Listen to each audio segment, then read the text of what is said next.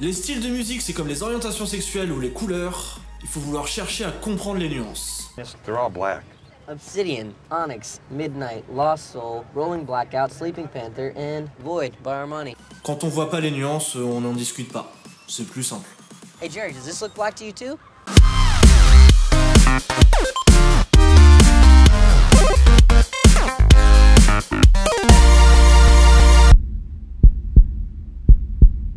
Au départ, je voulais faire une vidéo qui expliquait certains styles de musique, ceux difficiles à aborder.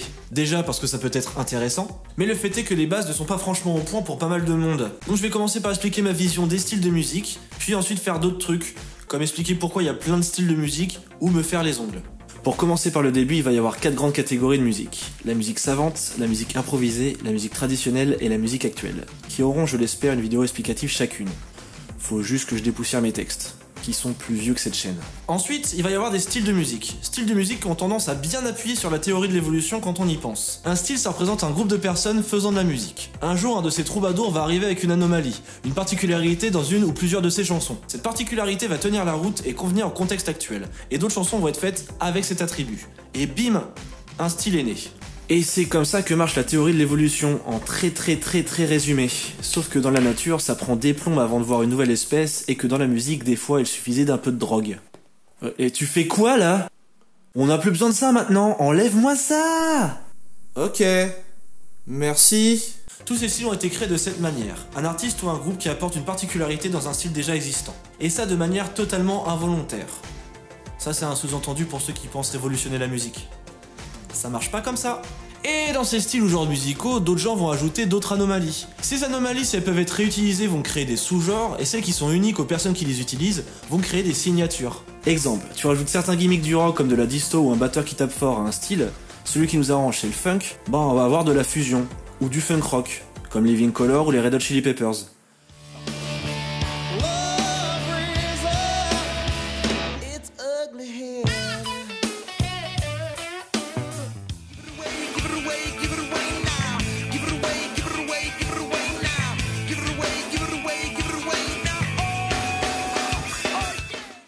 Par contre, la voix reconnaissable de Anthony Kiedis, c'est en partie la signature du groupe.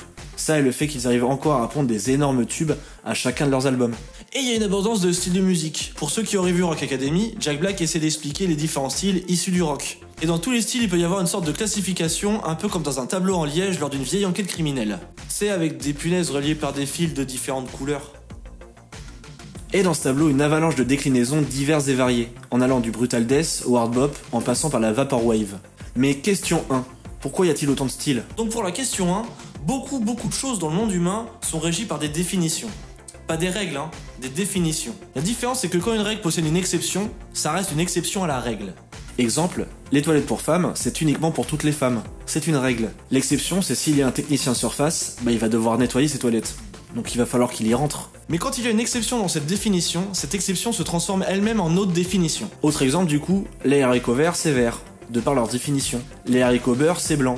Ce sont deux définitions différentes. Et si j'essaye de peindre un haricot beurre en vert, ça fait un haricot beurre vert. Et en musique, ça marche comme ça la plupart du temps, parce qu'il n'y a pas qu'une seule exception à la même définition. Et du coup, c'est pour ça qu'il y a plein de styles et que certains pensent qu'ils se ressemblent tous.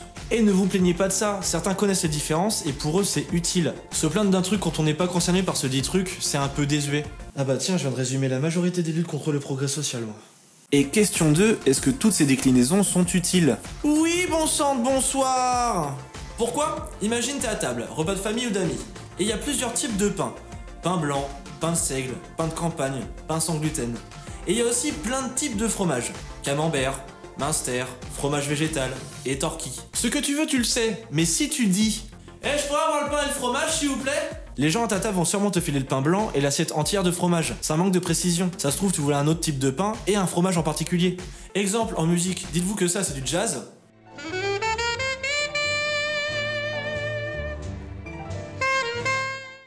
Et ça, c'est du métal.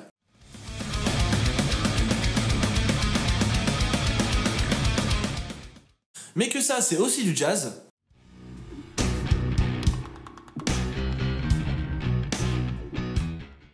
Et ça, c'est aussi du métal.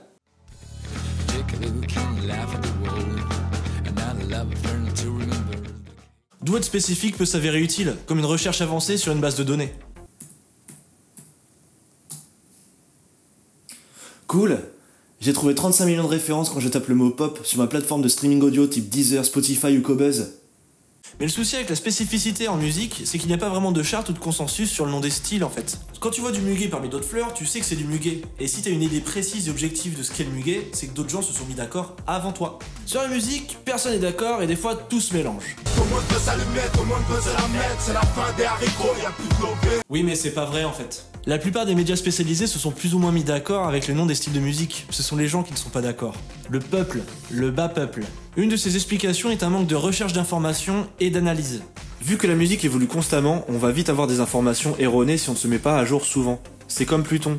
Avant c'était une planète, et plus maintenant. You heard about Pluto? It's messed up, right? Rajoutez un peu d'ego et des tonnes de biais cognitifs, et vous avez des gens qui pensent qu'il y a un vrai et faux rap, que le métal ça doit forcément crier, et que la new wave ça se remet à la mode.